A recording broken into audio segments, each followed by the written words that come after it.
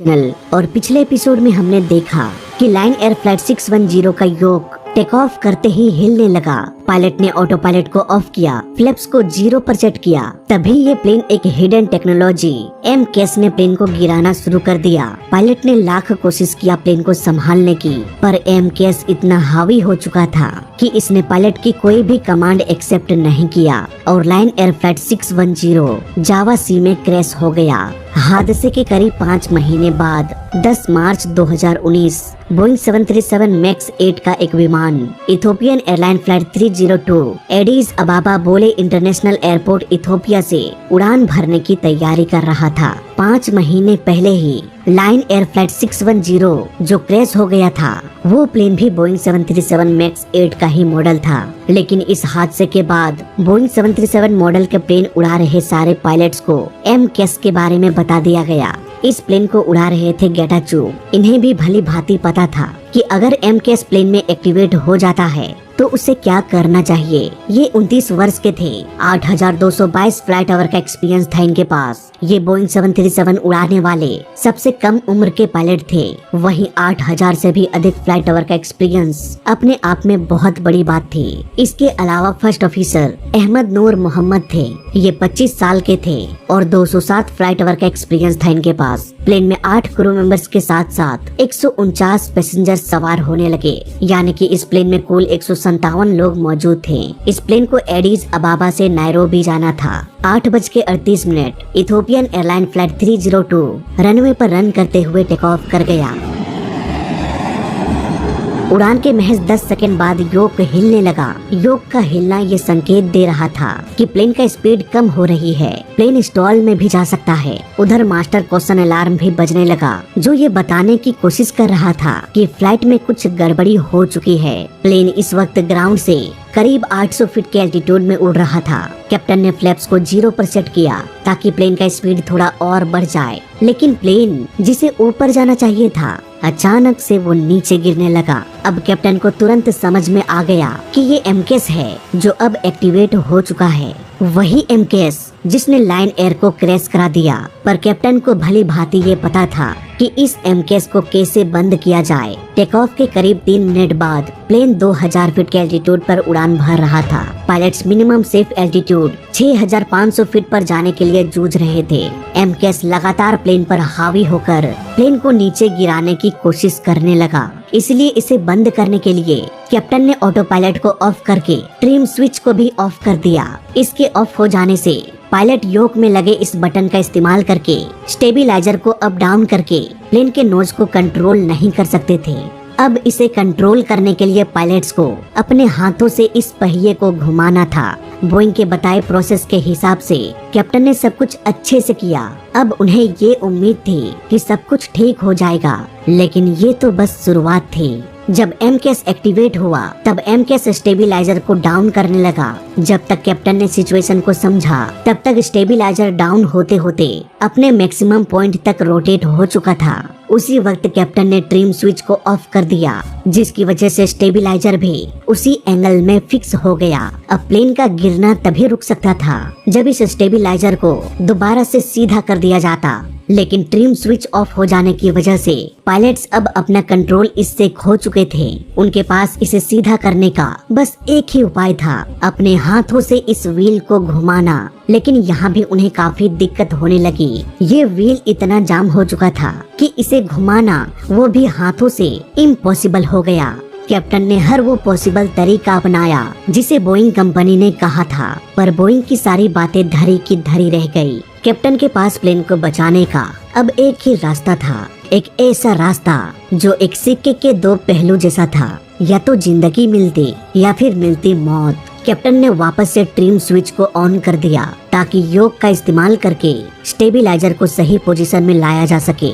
लेकिन खतरा इस बात का था कि कहीं फिर से MCAS एक्टिवेट न हो जाए। अगर नहीं हुआ तो पायलट प्लेन को बचा लेंगे, अगर ऑन हो गया तो MCAS प्लेन को क्रैश करा देगा। कैप्टन ने अब इथोपियन एयरलाइन को किस्मत के हाथों सौंप दिया और दोबारा से ट्रिम स्विच को ऑन कर दिया। इसके ऑन होते ही MCAS दोबारा से एक्टिवेट हो गया और इथोपियन एयरलाइन फ्लाइट 302 हमेशा के लिए खामोश हो गया।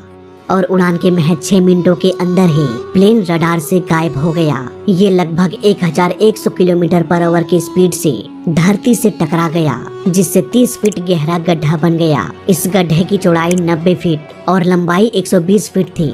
इतना विशालकाय प्लेन छोटे छोटे टुकड़ों में बिखर गया। ऐसे में 157 इंसानों के साथ क्या हुआ होगा, ये मुझे बताने की जरूरत नहीं है।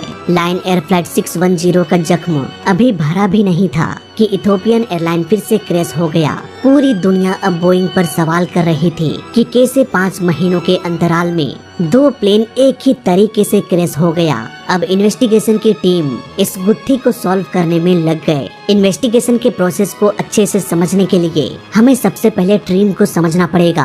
प्लेन के टेल में स्टेबिलाईजर होता है जो कि रोटेट होता है। पायलट इसे अपने योक के इस बटन से इसे रोटेट कर सकते हैं, लेकिन इसके लिए स्टेप ट्रिम के स्विच को ऑन रखना पड़ेगा। ये इलेक्ट्रिकली पायलट के योक से कनेक्टेड होता है। अगर इस स्विच को ऑफ कर दे या प्लेन में इलेक्ट्रिक फेलियर हो जाए तो योक का ये बटन काम नहीं करेगा। इसीलिए प्लेन में व्हील होता है जो मैकेनिकल स्टेबिलाईजर से कनेक्टेड होता है। इसीलिए इसे हाथों से घुमाकर स्टेबिलाईजर को रोटेट किया जा सकता है। इसके पीछे घूमने पर नोज ऊपर और आगे की ओर घुमाने से नोज डाउन होता है। अब इतना समझने के बाद आइए वापस से चलते हैं इन्वेस्टिगेशन पर। एटीसी ने अपने बयान में कहा कि प्लेन को उड़ाने में दिक्कतें हो रही थी।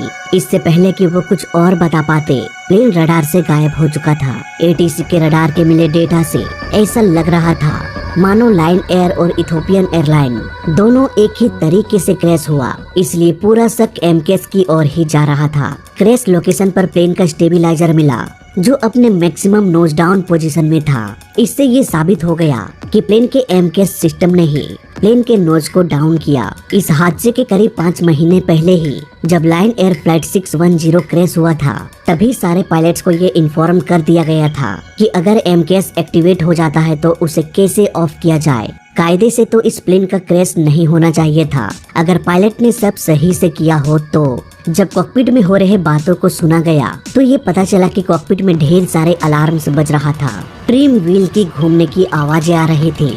कैप्टन ने ऑटो पायलट को ऑफ किया, ट्रिम स्विच को ऑफ किया और मैनुअली ट्रिम व्हील का इस्तेमाल करने लगे। ये एक बिल्कुल ही सही प्रोसीजर था एमकेएस को बंद करने का। अब उन्हें व्हील की मदद से स्टेबिलाईजर को सही पोजीशन में लाना था, लेकिन ये व्हील इतना जाम हो गया कि इसे घुमा पाना इम्पॉसिबल हो गया। वो सब कुछ तो नियम के अनुसार कर रहे थे, फिर भी वो कैसे प्लेन को बचा नहीं पाए। इसका जवाब दिया एफडीआर यानी कि फ्लाइट डाटा रिकॉर्डर ने।